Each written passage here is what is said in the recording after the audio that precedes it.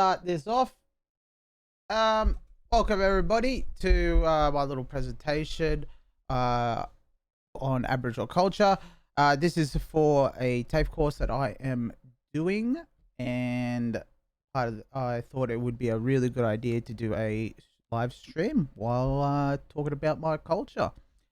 This is actually the title of this presentation as well. Up there is the unit that I'll be doing: analyze aspects of traditional Aboriginal cultures, and this is one of my part of the portfolio of myself. So I'll be talking a bit about my culture, where I'm from and stuff. So, and as you can see down the bottom, by Willie Stevens, that's me obviously, and you've got a name that's in brackets called Piru. In my language, that means hard and strong. That was given to me by my mother. That is called my skin name. We're going to get into that a little bit later though. And we'll jump right into it. So before anything else, we always got to put out a warning alert for Aboriginal people that are going to be in the as viewers today for the material that may contain the image, voices, and names of Aboriginal peoples who has died, and enable them to choose whether or not they access the material. So if you do come across someone that is you know that is it's passed away, and you start getting quite emotional, yeah, no hard feelings. If you need to turn away from the screen, please do so as well. So, and the next thing, as we get into teaching Aboriginal culture, I would like to acknowledge the traditional custodians of the land that I'm on right now doing this presentation, and that is the Wongal. They are the traditional custodians of this land that they look after it. And I'd like to also pay respects to the elders, both past and present, of the Wongal, and extend that respect to other Aboriginal people present that are in the chat. I would like to pay respect to the countries and people within those countries that I will be presenting about today. I'll be talking about a few Aboriginal countries, and I hope I do it right for them with what I'm going to be talking about. So I thought I'd start off with a bit about myself as well. I am a Murruwarri fella from the top end of New South Wales, or top middle end of New South Wales, and I was also adopted as a child by an Aboriginal family that they were from Galarrwuv. I'm going to show you exactly where that is as well. So I'm going to be talking a bit about myself and my cultural background and what I've done culturally as well. And as you can see here, this is a map of Australia, but all the different colors you see, all the different patterns, they are the Aboriginal countries of Australia. Okay? There are over 250 Aboriginal countries, and each one of them speaks a different language or dialect. There's over 463 last time I think I saw. I could be off by one or two there, but that's how many languages and dialects there are within Australia. My country, if we go into zoom into New South Wales, right down in the bottom right hand corner, just pretty much where my top corner of my webcam, you'll see Sydney, and that is where I am right now. But if you go right up the top in the middle, you'll see an orange country here that's got the white around it. That is Murruwarri. That is where my bloodline comes from. If you see just to the right of it, this kind of a thick boomerang type of shape. I like to think it's more of a boot. This is Galarrwuv, and this is my adopted family's Aboriginal country. So as I grew up, I would be learning a lot of things that are from this country, Galarrwuv, some cultural information. Not a lot of information, but a bit of some language and some stories and stuff. But I also grew up in Newcastle. And if we go back to where the top of my webcam is, on the corner, you'll see this orange country there. That is Newcastle, which is a couple of hours north of Sydney. And the Aboriginal country that is known there is called Awabakal. So I grew up learning a bit about Awabakal as well, because I spent most of my life in that area as well. But my adopted mother is from Galarrwuv, so I would learn stuff from there as well. And when I was about 17 years old, I met my real mother, and from then I started learning about my bloodline and the culture that is taught up there. These are my families. It's very important to know who your family is in Aboriginal culture. I've marked down my blood family and my adopted family. So the Parkers, McHughes, Wrights, Campbells, they're my blood. The Cobbs and the Frails are married into my family, but we got to know who they are, just in case. My adopted family was the Wallaces, Trindles, Williams, and Sims. I'm not counting my white side for myself. Both my mothers are Aboriginal and both my dads are white. And I thought, since it's an Aboriginal presentation, I thought I'd just mark down just the Aboriginal families. We're going to be talking a bit about family stuff as we go along and near the end. And it's going to be quite complex, a bit confusing, but I will try to explain stuff as I go along as best as possibly can. So what we're going to, with this unit, and analyze aspects of Aboriginal culture, within our culture, you're going to see a lot of Aboriginal art within this presentation as well. All these Aboriginal arts are done by my mother as well, my blood mother. She is an Aboriginal artist. She's a well-known, gifted Aboriginal artist within her community, and this is one of her paintings, and all the other paintings you're going to see are all done by her. In this painting, you can see, going from left to right, we've got birds. In the middle, we've got water animals, crabs, yabbies, turtles, fish. And then on the right, you've got your land animals. You've got your goanna, pigibilla, which is echidna. You've also got one, which is an emu. You got kula, which is a kangaroo. And then you've got khan, which is a snake. These are some of the words that are spoken in my language, in my blood language. Well, and we're going to be, as I go along with the presentation, we're going to be analyzing a whole bunch of the aspects of the sky, the water, and the land, because that's what Aboriginal culture is. Everything is all connected together in some way, and sometimes we use art to express that. A bit about myself as well. I got a few funny photos of myself because I thought that would be, if I can get a laugh out of you guys, that'd be awesome. I have a background in Aboriginal astronomy. I also have a background in Aboriginal culture in general, but I used to work at the Sydney Observatory in Sydney. Sydney Observatory in Sydney there. And this night I was actually doing a bit of spruiking down at the rocks and trying to get people to come on my tours, and I thought it'd be a funny idea to get a picture of myself next to myself. And what we would do in this tour is I would tell stories about stars or the sky. Anything that would be generally that's Aboriginal story. You might know it as Dreamtime stories. And if there's anything to do with the sky in that story, then I would be telling that story to the public.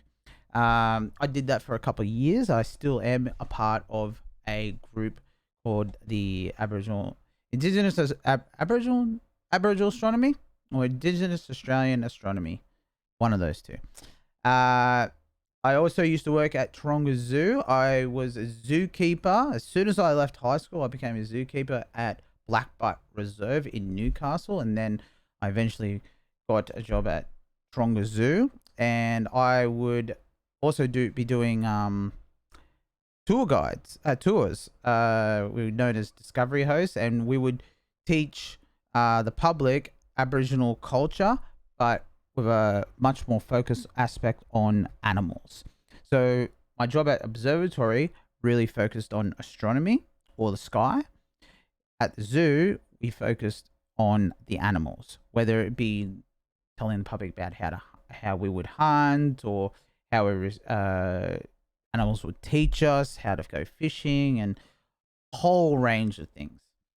In this photo, I was doing the bird show. The Taronga Zoo has got a magnificent bird show, and it was NAIDOC week that when this was happening, and I had a little segment where I would be telling an Aboriginal dreamtime story. And that is actually a powerful owl. That is the biggest owl in Australia as well. And that is what is actually tattooed on my chest as well. You can have a bit of perspective of how big it actually is. And this is me back in 2006. You can't see the picture. Or the date there, 2006 is when I taken a young fella right there. But yeah, so that's me when I was working at Blackbutt Reserve. Yeah, and we would do Aboriginal cannons. A part of our culture is also fighting as well. I don't have a picture of like our traditional fighting. I've been told that is called corrida, but it's a style of wrestling that we would copy, kind of like the animals. Like koalas are really good wrestlers. If you may have seen some videos of koalas on YouTube wrestling. So I thought I'd just throw a picture of me having a Brazilian Jiu-Jitsu match with another black fella. And we were pretty much looking at the clock. There was like 3 seconds left, and we were just like, it's just over. So some of the cultural activities that I'll be talking about as well is the photos that I've got here are the cultural activities that I've been involved in as well. So if you're along the coast, if you're in traditional times, if you're along the coast, you would be making fish hooks, whether you have some small shells for the beach or abalone shells. And as you can see in this photo, I've got some small shells up there where you could make small fish hooks for your fishing. And the big ones down there are from abalone shells. And what you do is you actually just lay it down on a rock and just start scraping it. And eventually it starts wearing down, it makes a hole, and then eventually you focus a little bit on one side and it will eventually get that little hook happening. This was a part of a camping group that I went along with, where we had an elder teach us these things, and we did a whole bunch of cultural practices as well. Weaving is a big part of our culture as well. I'm not the most skilled person with weaving. There are much more gifted people than me. This is something that I made from the leaf of the lamandra plant, and I pretty much made a bracelet. You can also, I think I've made one around for my head as well. Like I have an akubra, and I'd make it around the akubra rim as well, just for a bit of presentation. But weaving wouldn't be just for clothes, but it can also be used for what's it called? Rope making. I'm very good at making rope. For whatever reason you need rope for. Baskets and a whole bunch of stuff. I am though very skilled enough to make Aboriginal artifacts as well. So here in this photo, part of my job, my full-time job, is working at TAFE, and during an ADOC week, I was asked to show how I make some of my tools. And on the table there, I've got presenting to the public that come out is a shield, a nulla, which you might know it as a club or a whacking stick, boomerangs, digging stick, fire sticks. Got a didgeridoo there in the back, just behind me on the seat as well, and clapping sticks. Right now, in my hands, I'm actually trying to make a spear tip as well. So, and you can actually see in the bottom left-hand corner that some rope that I made earlier as well. So we make these tools to go hunting, to dig stuff up, to whatever you need tools for. Could be for fighting as well. But everything has a purpose. But everyone might know, have heard of a boomerang. And a lot of people know it as that's the stick that comes back. You throw it and it comes back. But the thing is that not all boomerangs come back. If you throw a boomerang and you hit something, it's just going to drop to the ground. As well as the purpose as to what you're going to use the boomerang for. So I could have a boomerang that I made that is supposed to come back. But I could have another boomerang that I'm actually supposed to throw directly at something. So I might throw this boomerang across a lake, a pond. All right. This boomerang is designed to come back. So I would throw this boomerang over this pond where there's plenty of ducks. And then as it goes around the pond, the ducks will become scared. And they would hear the noise or see the boomerang on that opposite side of them. So the ducks will freak out and they'd fly towards me because I've thrown it to go around the back of them. When they start coming towards me, I've got my other boomerang that goes directly at them, and I've got dinner for the day, for the night. So everything has like a purpose for this. I've got a nulla as well in that photo. That's actually not just for clubbing people, but it's also an axe as well. You can't really see it in the photo, but yeah, I've got made a multi-purpose one. Now part of our culture as well is the men's business and women's business. It's exactly how it sounds. Men talk about men's stuff to men. We don't talk about that kind of stuff, men's stuff to women, because that's so we go away and we might go and do men's stuff, or we might need another fella to talk about men's stuff. And the same goes with women. We don't talk about women's stuff. That's their thing that they talk about. But here in this photo, I am about to go do some surfing, first time ever. And this is a part of a men's group in the Northern Beaches in Sydney that have a focus on mental health. So a few of these fellas, they got their own businesses, or maybe they could be single fathers, and you'll see in this photo there's a few girls in here as well. Like, why is there some girls within a men's group? Like, these are the daughters of those fellas, because maybe they broke up with the missus and they've got a bad relationship with the missus, and this is their weekend with their daughters. So that could be the reason why. But it was a family day for us men to take our families out, but without the grown-up women around. And in this photo as well, you can see a fellow playing didgeridoo. So we did a kind of a multicultural thing. We've got a surfing culture thing happening where a big group of us, we try to pay respect for the water, as well as we've got our Aboriginal cultural heritage happening at the same time. That group is still very much a thing. We go out and do clean up cultural sites as well, vandalism, sites that traditionally like our elders and would look after. And nowadays if national parks doesn't look after it, then us local Aboriginal people have to be looking after these sites, and this is what these fellas do. We also a couple of years ago went out bush and did men's only little camping trip where we all got didgeridoos together.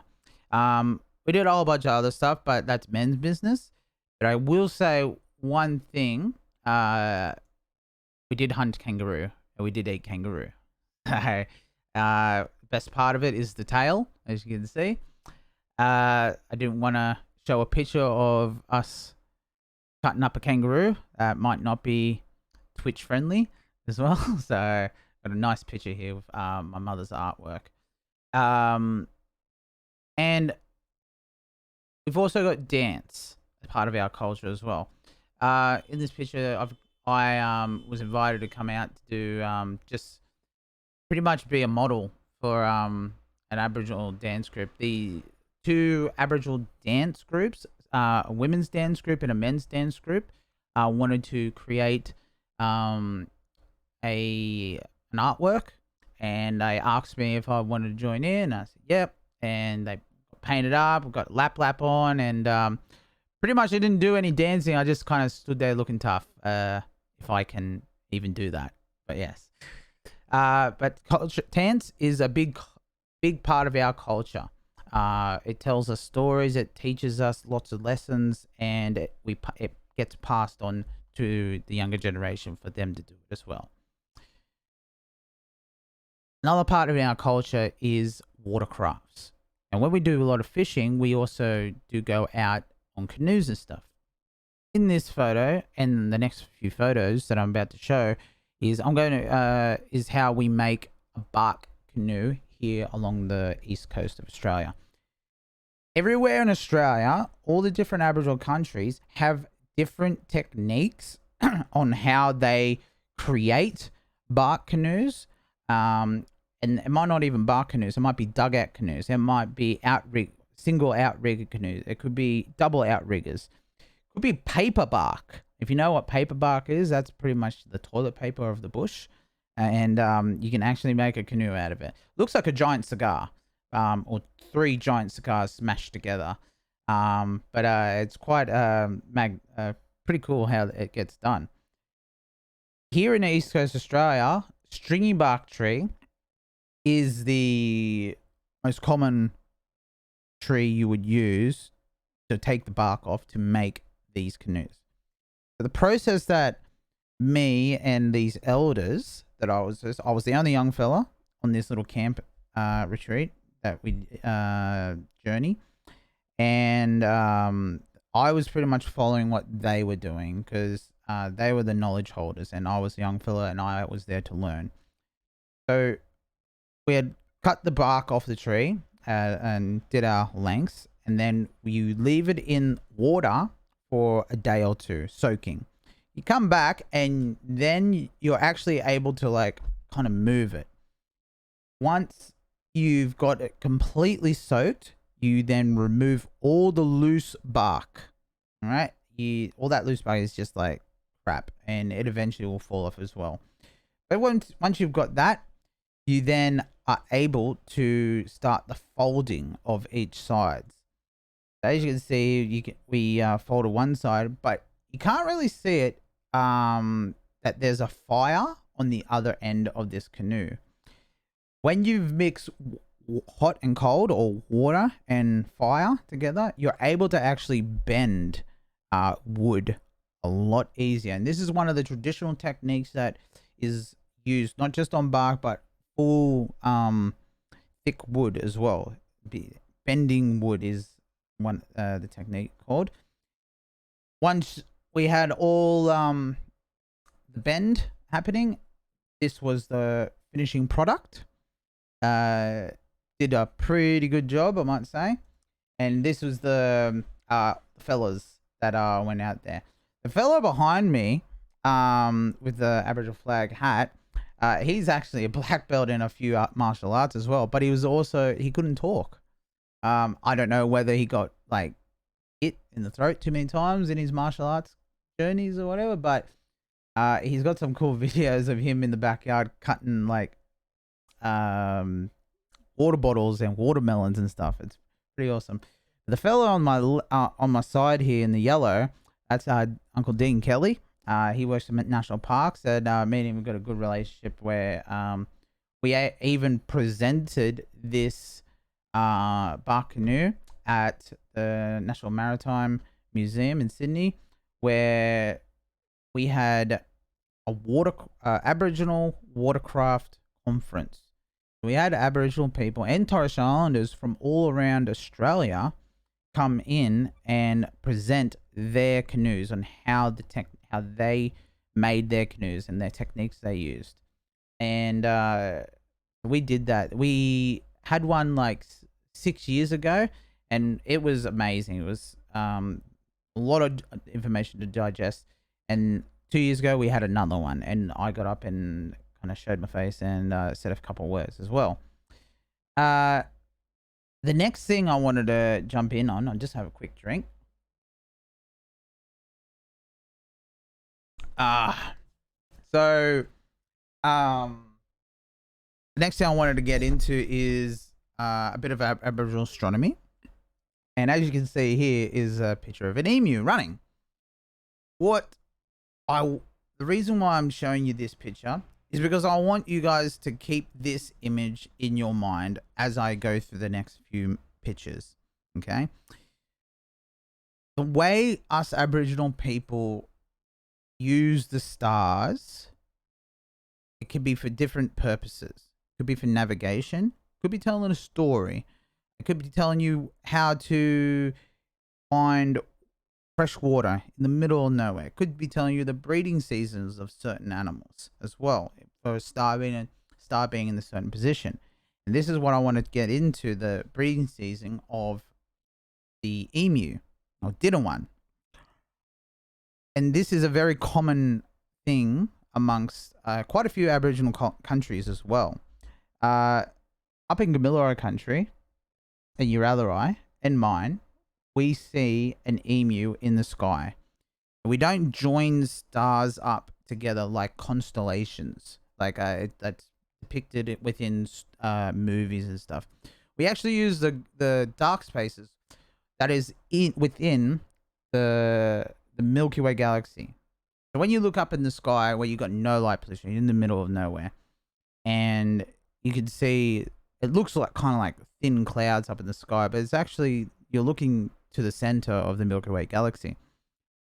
That all the white patches up there, as you can see in this picture, that is the center of the Milky Way galaxy. I want you to try and grab that picture of that emu I just had up and put it on this image right here, and see if you can make that picture of that emu. All right, give you a couple of seconds. I have a drink. So the head of the emu is up at the top right hand corner. You can start to see here where the beak is and the head. You follow this down. This would be the neck.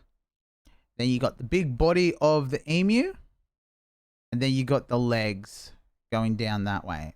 Just like the picture that I showed before, that how the emu was running. This is what I want you to see the emu doing now, running.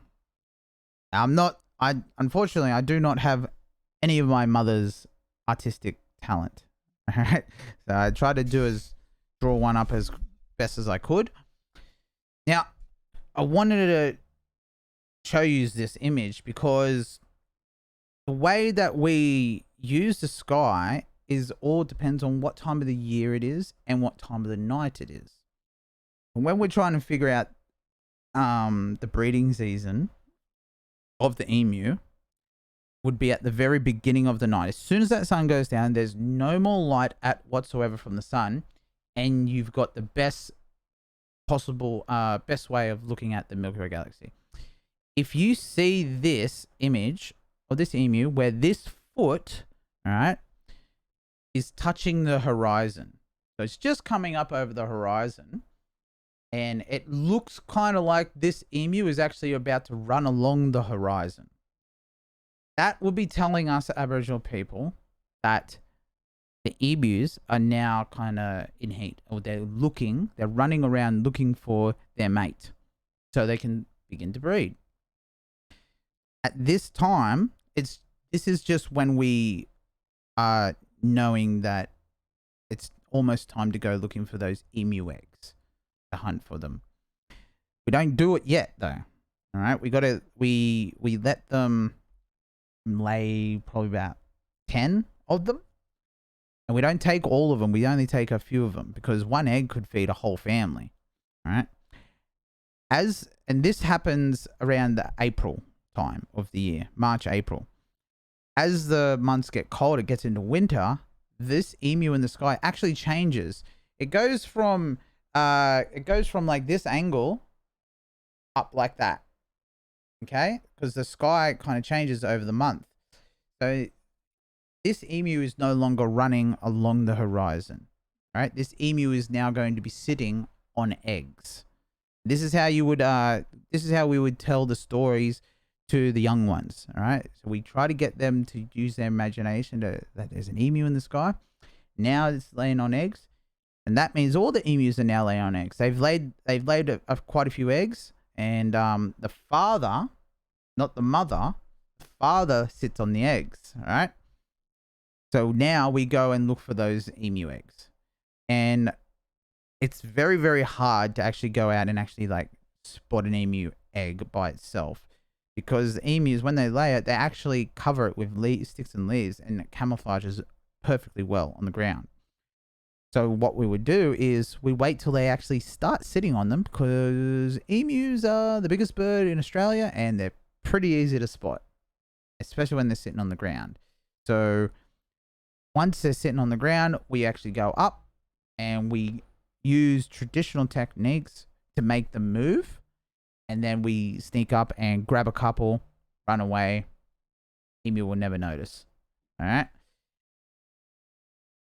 Now, what I wanted to talk about as well is that commonality of this, how not just one Aboriginal country uses this. This is an image, or this is taken by Ray Norris, which is another astronomer. And this is at Gringai National Park. This is all open to the public. You can go there and visit if you want. It's a big rock platform, and pretty much this is huge emu carving on the rocks there. And you can see in the photo that it's at the right time of the year. That emu, if you're sitting in the right spot, you can actually see the emu up in the sky in the exact same position. Now, the Gringai people, that would be their little tool that they would teach the kids of that area, that it's now almost time to go looking for emu eggs. Right? So that's what they would use there. Northern, I've heard stories as well that this same technique is done in Northern Territory as well. So it is. I don't know about all Aboriginal countries, but I know quite a few of Aboriginal countries do use this same technique. The next thing I wanted to talk about is constellation. Now I got this picture from an app called Stellarium, and if anyone's aware of the constellation Scorpius, this is what I wanted to talk about. But in our culture, we don't see a scorpion up there. We actually usually join stars up to help us with navigation or some other purposes. Because most commonly in our culture, one star would be an entire animal. We don't need to make join stars up to make a picture. All right, we just point to the star, a bright star, and we explain that that's a cockatoo, or that's a spider, and that's an emu, and so on. But I wanted to teach you guys about how this constellation actually can be used within our culture, especially out where I come from, and how multiple Aboriginal countries work together when it comes to navigation. So I wanted you to just remember that image of that, how those stars are. And this is a map just from Google Maps, where zoomed in area of pretty much my country and the surrounding countries as well. So you got Galarrwuv Yunupinou, Nyamba, Waiwan, and Murrawari that are in this map.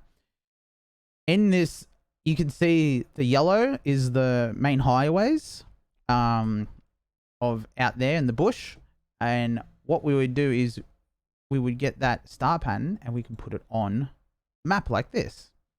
And you can see like through the middle here, it pretty much it links up with that road. Now, traditional Aboriginal culture, if you live out in the middle of nowhere, especially out here, if it rains, which it doesn't rain very often, but if it does rain out there, it's prone to flooding. And out there, if it floods around your area, it's going to be there for quite a while, and it's very dangerous. So we would be teaching our young ones the safest roads to be traveling if we were going to go travel on like long distances. The 3 stars up the top here, which would be the head of the scorpion and the 2 pincers, these are actually 3 clans within my country. So we can see here in this next image, Murrawari is in the top left corner. Those 3 clans live along a river in my country. So those 3 stars would represent those 3 clans. If anyone wanted to travel into another Aboriginal country, which was common, whether it be due to food sources or ceremonies, marriage or something, we would have to follow the simple pathway.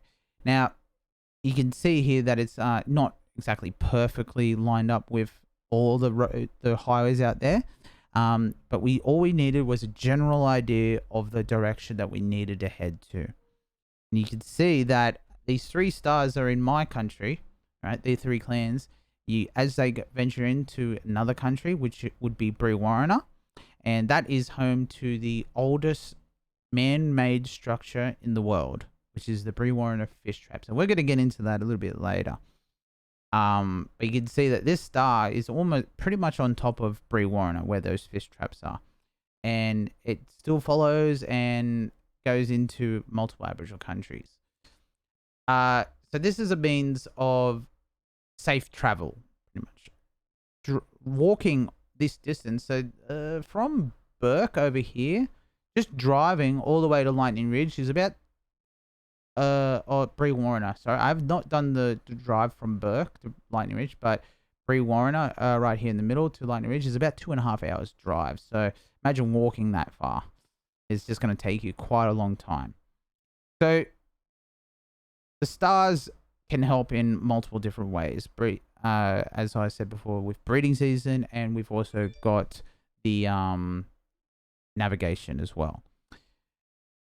Now, talking about the fish traps, I want to play a YouTube video for you guys, because the lady that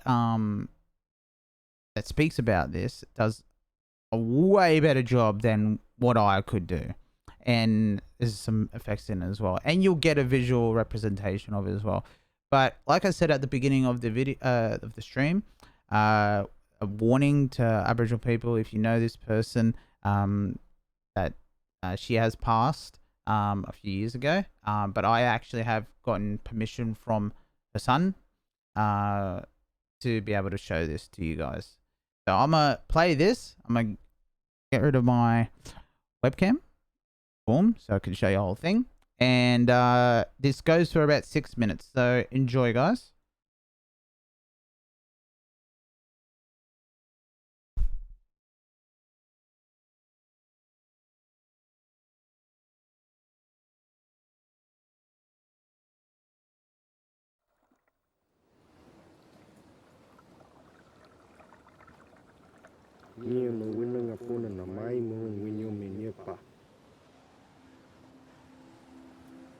For thousands of years, our elders have told us many stories of how our country came to be.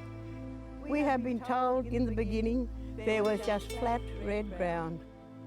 We were told this was the beginning of our dream time. Many things happened in our dream time. We have been told that Byami had entered the land of the moon and the sun.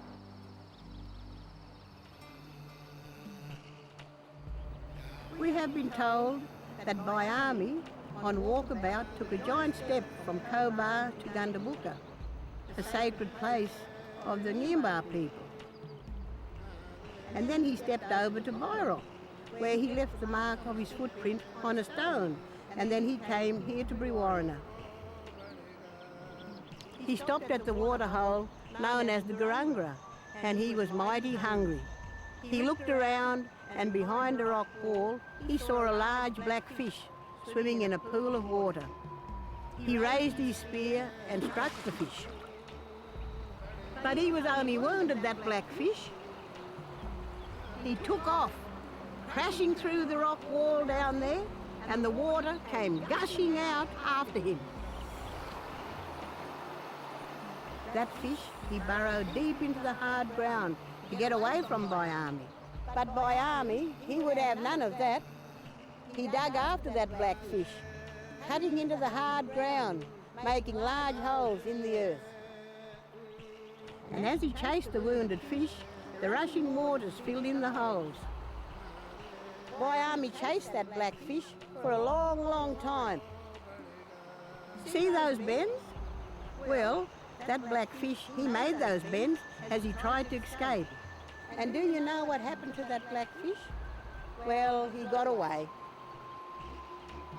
But that doesn't matter, because Byami and that black fish created our mighty river, which runs as far as the eye can see. And so, for a while, life for our people was good. Then the big dry set in. The sun was scorching our earth, and our waters were shrinking.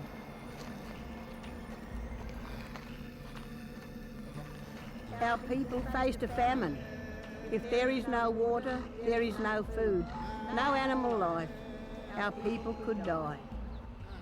Byami found out, and he returned to Brewarrina with his 2 sons.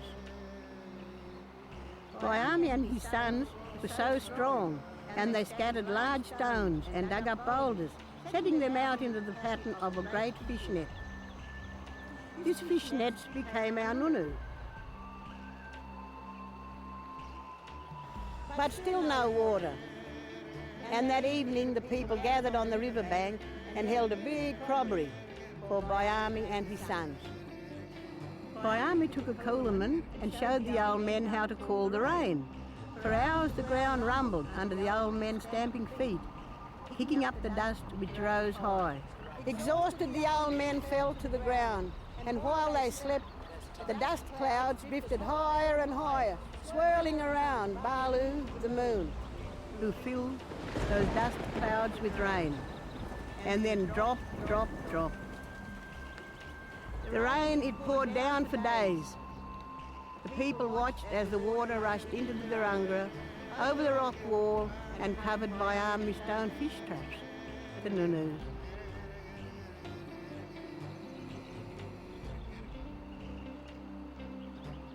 And when the rain stopped and the flood fell, the hippai, the fishermen, saw the fins and mouths of thousands of fish in the water. They were so happy, and they rushed into the river and drove them into the nunu. Our people were hungry, and them hippais, they killed many fish with their sticks and their spears. As the fishermen, the hippais, caught the fish, they heard one of the fish grunt like a wounded animal, and they saw that this fish was Byami's blackfish. And the black brim still grunts today when you catch them. Once again, Brewarrina had plenty of water. This is the story of how the nunu, Byami stone fish traps, came to Brewarrina.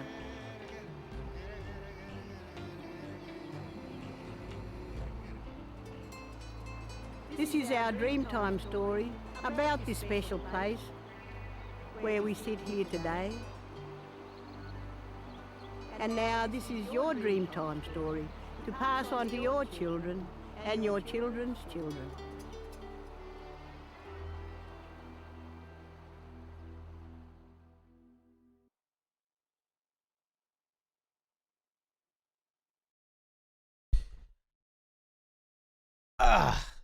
And yeah, so that was little dreamtime story of the Brewarrina fish traps that are up in Brewarrina. I wanted to show you this because there's quite a big lessons within our culture. When we tell stories, they're very creative. We have how things were created, how that fish went around and was trying to escape army, and he hit the sides of the river and made the bends, and that's how the river was created.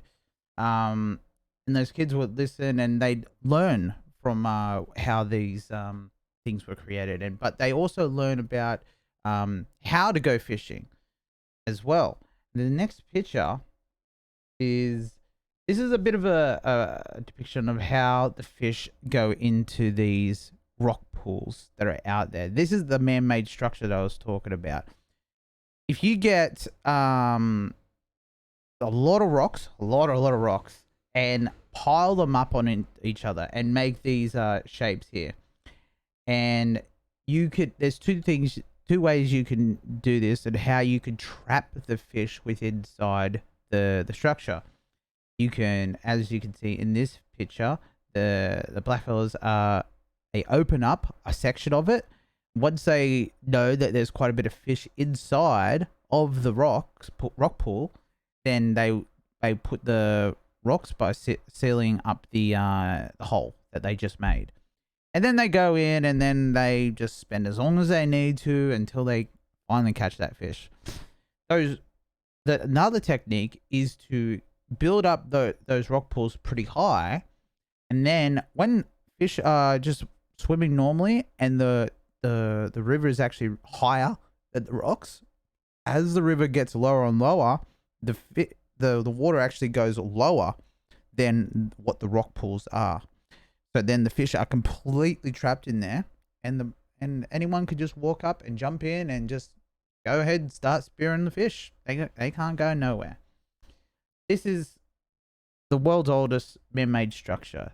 Our culture is it's over 40,000 years old, and it's a living culture. We still practice these traditional ways. Maybe not all of them, but we still do practice it. Now, the other thing I wanted to touch base as well about this is it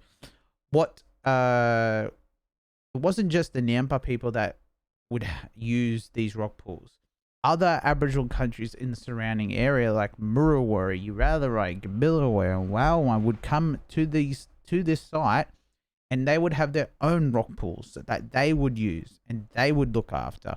If the rock pool there had rocks fallen over and it was pretty much no longer like a rock pool, then we come along, we go to our rock pool and we repair it, and we continue to make sure that those things are up and we can still catch fish. So it was a big community effort to keep this going and in practical use as well. You would have heard as well about the in that story that the video that June Barker was telling, that there was a drought. The thing about our culture in our stories is we are actually telling you historical events that actually happened to us within those areas as well. So many years ago, there would have been a drought. There's been many droughts in that area, but the story that we're talking about, there was a even bigger drought that went for longer, and we don't know exactly how long ago that was, because we have an oral history. We don't write things down to record things. Our history is embedded within our stories and our artwork, and that gets passed on through stories to our children as well. This is the river system out that way. Where I'm circling right now is Brewarrina, and that's where the fish traps are. And you can see where the river system is right here, the Darling River. This dotted line, the circle here, this is my country. This is a map of my country called Murruwarra. You can also see this straight dotted line here. That is the Queensland and New South Wales border. So I am half Queenslander, half New South Wales, but I am a New South Wales Blue fan through and through. I show you people. I like to show this map and to try and get people an idea of what where it is and what the landscape is like out there. Our country is bordered by 3 rivers. We've got the Paru River on the top left. We've got the Warrego River going down straight through the middle, and we've got the Biri or the Kalgoa River going straight down, or it could be called the Darling River as well. These also, the river systems also separated our clans within our countries. We have 8 clans within my country, and they all live together in marriage system, food sources. Everyone had a big cycle of diversity amongst them. So I wanted to tell you a story from my country about the moon. Before I tell you that, there's a spot in this map that I wanted to draw your attention to. And that's the Warrego River, the one that's going right down the middle here. Ugh. Let me go back. The one that's going right down the middle here. The name of this spot here, it's called Wirrawurra. In language, in Aboriginal language, this means fallen fire. And I want you to keep that in mind as I'm telling this story, okay? This spot around here is very significant to our people and a historical event as well. The story I'm going to talk to you about is Gian the Moon. You would have actually heard June Barker calling the moon Balu. The Nyampa people down here in the bottom right, they're right next to us, but in their language, the moon is called Balu. We call it Gian as well. So I got a picture of the moon here with a circle around it. That actually, in our culture, I think it's actually very common amongst a lot of cultures that this actually tells you when it's just about to rain as well. In this story, Gian the moon was not exactly a good person. Gian was on the prowl. He was looking for some wives, and as he stumbled across a family group, he got to know them, and he noticed 2 beautiful women, and he wanted to marry them. But within our culture, we have strict marriage laws that we have to stick to. And for that for Gian to be able to marry them, it wasn't possible. But the women did like him as well, and he liked them, and he was very impressive to them. He took on all the fellas with all the physical activities like boomerang throwing. He threw his boomerang around the most amount of trees. He brought back the biggest kangaroo, and he was the fastest runner. He beat all the other men, and that's what was so impressive to the girls for him.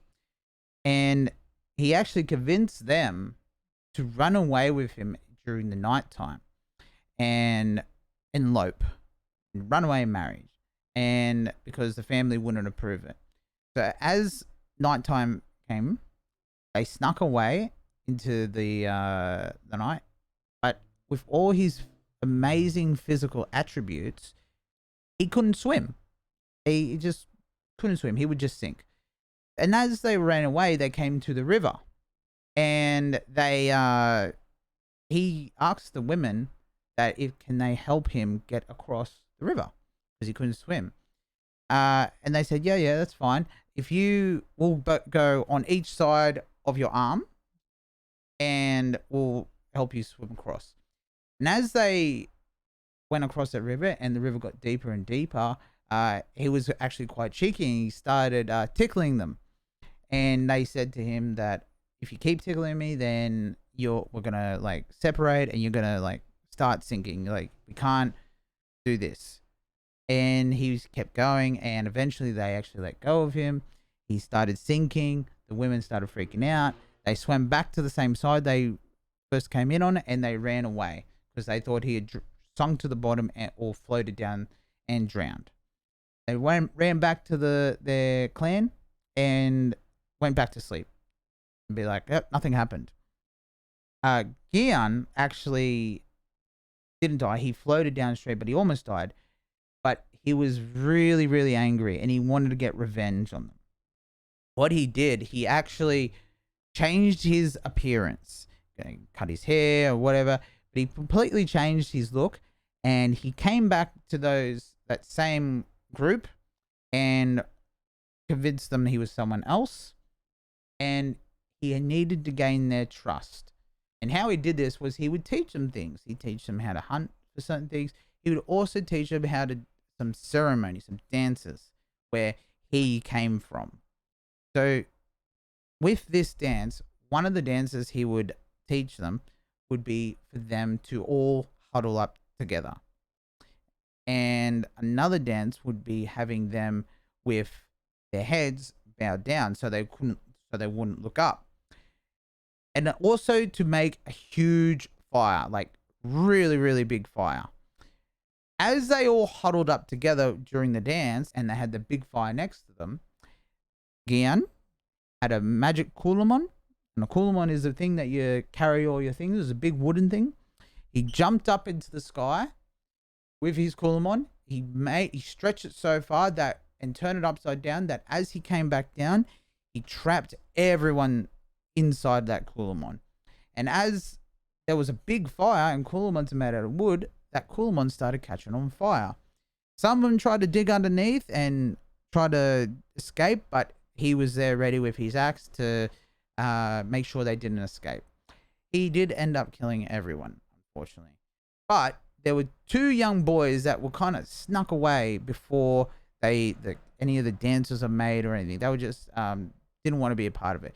They saw what Gian did and they ran away to a neighboring family. They told him what Gian had done. They rallied up all their warriors and chased him, but he jumped so high that to escape that he got stuck up into the sky, and that's where he stays. And that's where we know the moon as Gian, where it would come from, and how he changes his appearance. And you see the half moon, the full moon, and crescent moon, and all that. In our culture, in this story, there's lessons that is learnt from the old fellas that tell the story to the young fellas. Some are quite easy to know, like don't trust strangers. Like that is a very common thing that is told today, always, like don't take candy from strangers and so on. We have the same thing in our culture that you might get stolen away from your family in a story. In this story, learn to swim is another common one. Like, if you don't know how to swim, you're going to sink, you're going to drown, and we're never going to see you again. This could be told to children to scare them, to make sure they do learn how to swim. Don't break the law and law, and we're going to get into the marriage law after this, but the law, there's law that, like, is governed, so, like, marriage law, and then there's the LORE law, where it's our spiritual side of us, where what we do as custom. So marriage law, or don't hurt someone, or don't kill someone, like that's LAW. And then law would be like the dreamtime story stuff, or totems, or special animals. Like that's a law, the LORE, that we don't break. And as I said before, how the moon changes its appearance is another lesson.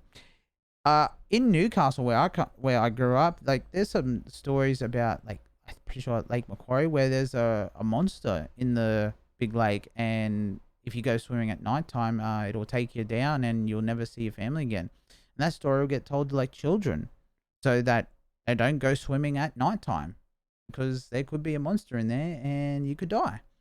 So there's many different levels as to what a Dreamtime story can teach you.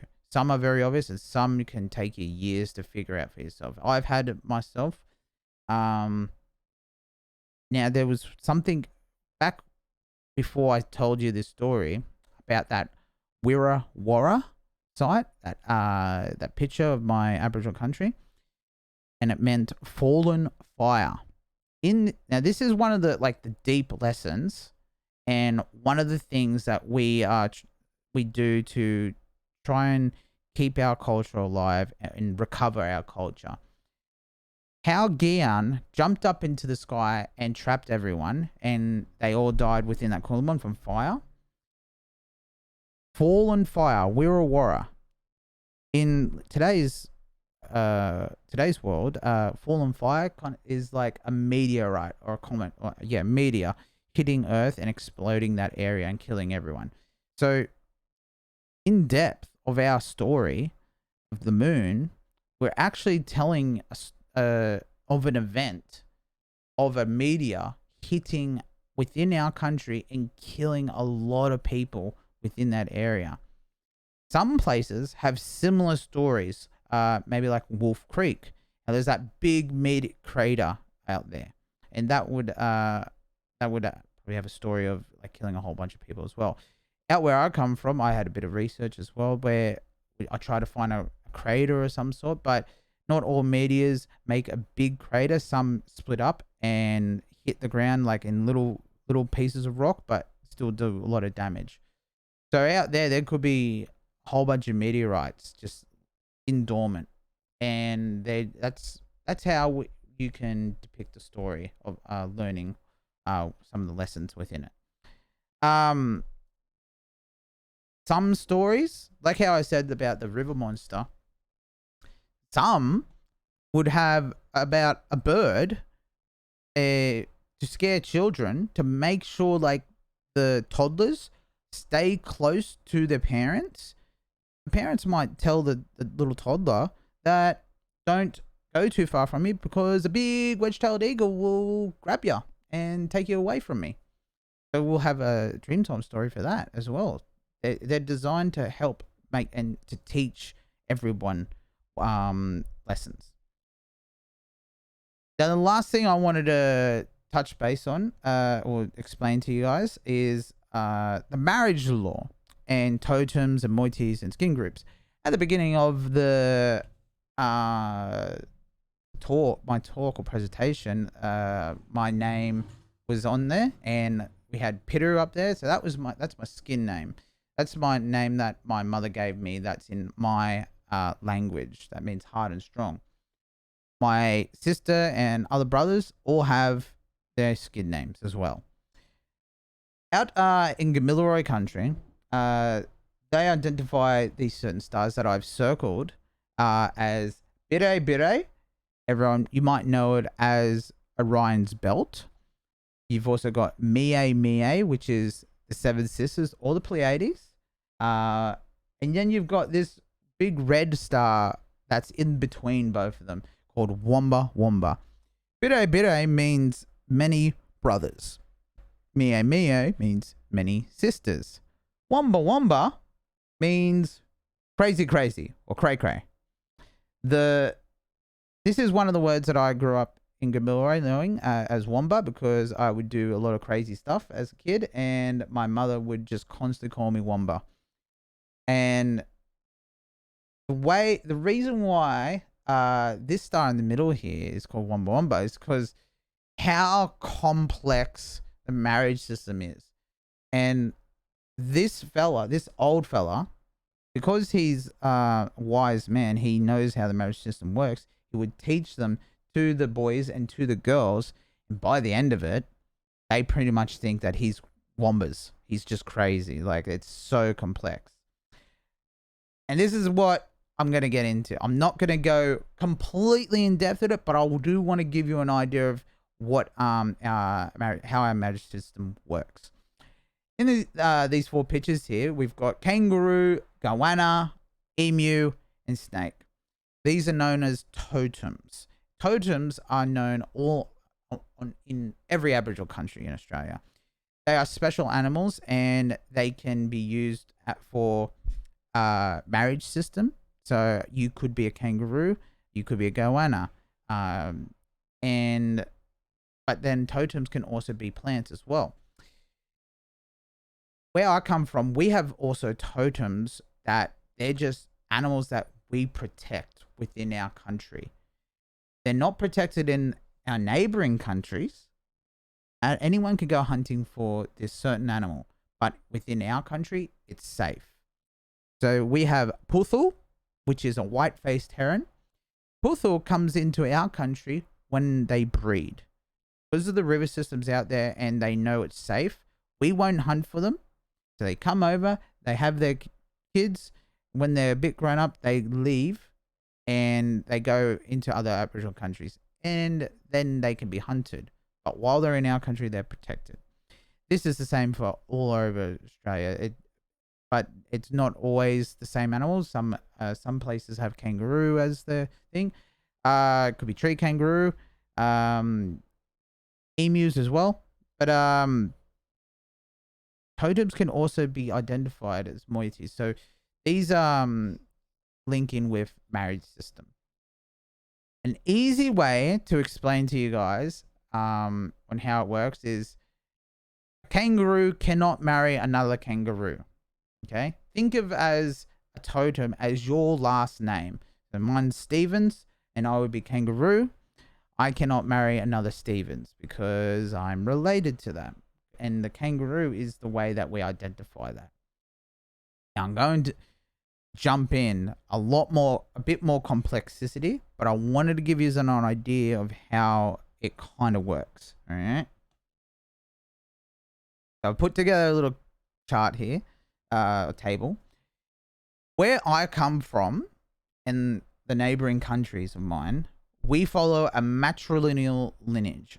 Okay, so that means we keep our mother's last name, or we keep our mother's totem. Okay, today nearly every country in the world uses the patrilineal, which is you keep your father's last name. So, and that's what I've got. Stevens is my father's last name. In my culture and where I come from, we use mothers. Okay. In Northern Territory, they use fathers. But this is the marriage law that is embedded within the multiple countries that surround us. So I wanted to show you and explain to you how this works. All right. Ipai, these are all the different names of the generations that you're going to have within your family. So we'll start with Ipai at first. Woo! Go back. There we go. We'll start with Ipai at first. This is the male, all right? The male will be Ipai. Female will be Ipitha. If I grab Ipai, all right, we go along the top here, the male has to marry a Kubitha. So if we look down the line here, like we got Kubitha. All right, yep, it's a female. So Ipai marries a Kubitha. When they have children, they will become Murray and Martha. Okay? We will grab the male here, Murray. So we go back over to the males and we go down, there's the Murray. So a Murray has to marry a Butha. Butha, when they have kids, they become Ipai and Ipitha. So it comes right back up to the top here. This is a little chart how it kind of works. A little bit more, I suppose it's a bit easier to see. But this is how it'll work. To make it even more confusing for you, but I won't go right into it, but just give you an idea. The totems play a part in this. So you would be Ipai, kangaroo, but because we keep our mother's name, right, Kubitha would be emu. So a kangaroo can't marry a kangaroo. Kangaroo has to marry an emu, at least in this generation.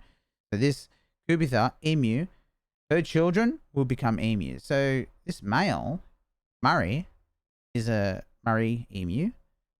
This female is a Martha emu. Male here won't marry another emu. He won't marry another kangaroo. He'll marry the snake. So Butha, it would be Butha snake. When they have kids, these kids will actually become snake. But the Martha over here, that was originally an emu, her children will become emu as well. Confusing, I know. Took me quite a while to figure this out as well, but it goes even more in depth. If you follow that marriage line, you could skip like 16 generations till you come back up to the top. All right, But I just wanted to give you an idea of how complex this is. But we always keep our mother's totem when we do this as well. On a finishing note, guys, it is NAIDOC week, and it was a good time to be doing this presentation, especially for my TAFE course. The theme for this year's NAIDOC week is always was and always will be. And unfortunately for COVID, we can't have our big events in parks and wherever else in work. So it's all about virtual this year because of COVID. So if you do have anything at your workplace, or if you end up hearing some events of Aboriginal cultural events virtually, please jump in and see what's up and show them some love. On that note, guys, thank you for jumping in and viewing my watching my little presentation. I will be stopping and restarting my stream. If you just want to hang around and ask me some questions, please do. I'm here to educate. And thank you again. Have a good one.